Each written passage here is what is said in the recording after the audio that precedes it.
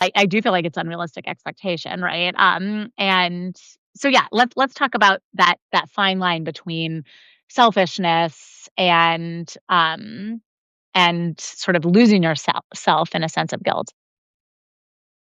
Yeah. And I think one of the important things to really think about when you're trying to relinquish guilt is that it might actually be serving you in a number of ways. One is to build connection if there's specific issues that you need to repair or change, but it also finds ways to trick us like, I'm motivating, right? And so if I don't feel guilty because I didn't go to Hmm. the gym, for example, then I will probably just never get out of bed again. Like it's either I have the guilt or I just give up, right? I Right. mean, Yeah, this totally. catastrophic thinking around it, Yeah. guilt is very good at saying, you really need me to motivate you to do the things Hmm. that you're supposed to do. And I think just as all or nothing in anything, all or nothing about body positivity, all or nothing about I need to do everything that I absolutely want. This is certainly not what we're talking about.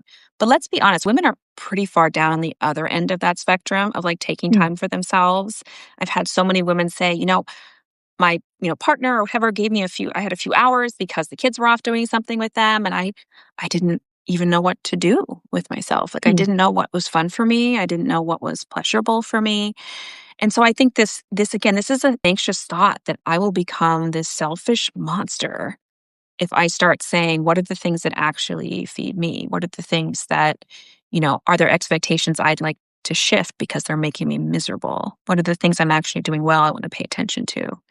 And I think so motivation is certainly one that guilt tricks us into. It also can act as a stand in for other emotions because we think we can't feel those, or we've been taught that those are dangerous or not good for women to feel, for example, like taking anger as an example. Hmm. Like Mhm. someone does Mhm. something to hurt you and you feel really angry, but then immediately you say, oh, I shouldn't feel this way because they're X, Y, or Z. They're having a tough Hmm. time. They didn't mean it. They still care about me. Like all these different ways that we sort of say, I shouldn't feel that way. And then go to guilt, it maybe protects you from that feeling of anger or expressing it, but then you don't actually process that true emotion. You're kind of over here with guilt. And that it can do that with happiness too. Like, oh, I feel really excited about this date I went on, but my friend's really lonely and I shouldn't feel so happy. So I should just, okay, let Hmm. me maybe, modify that.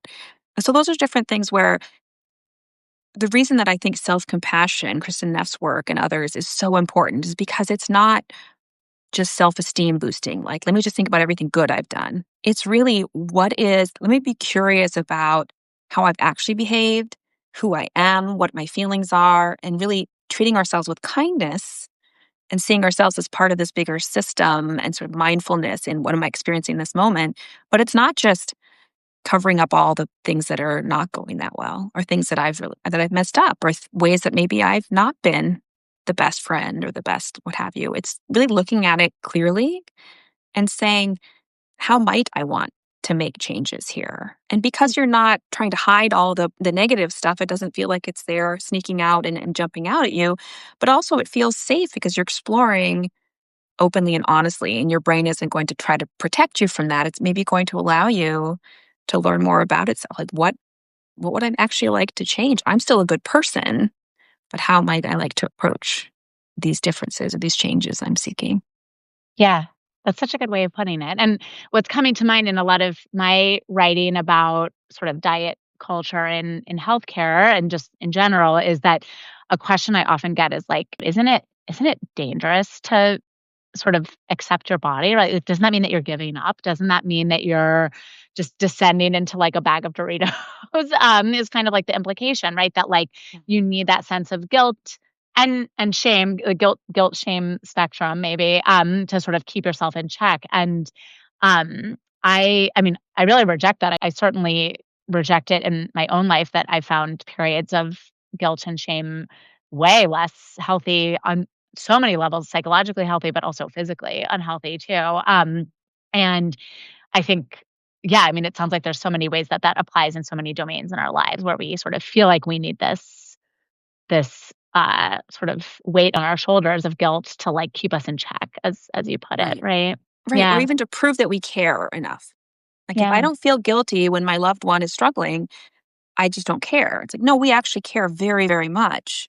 We just don't have to feel guilty because then it becomes like it's our fault in some way, or that, yes, it gives us a sense we can try and fix it, right?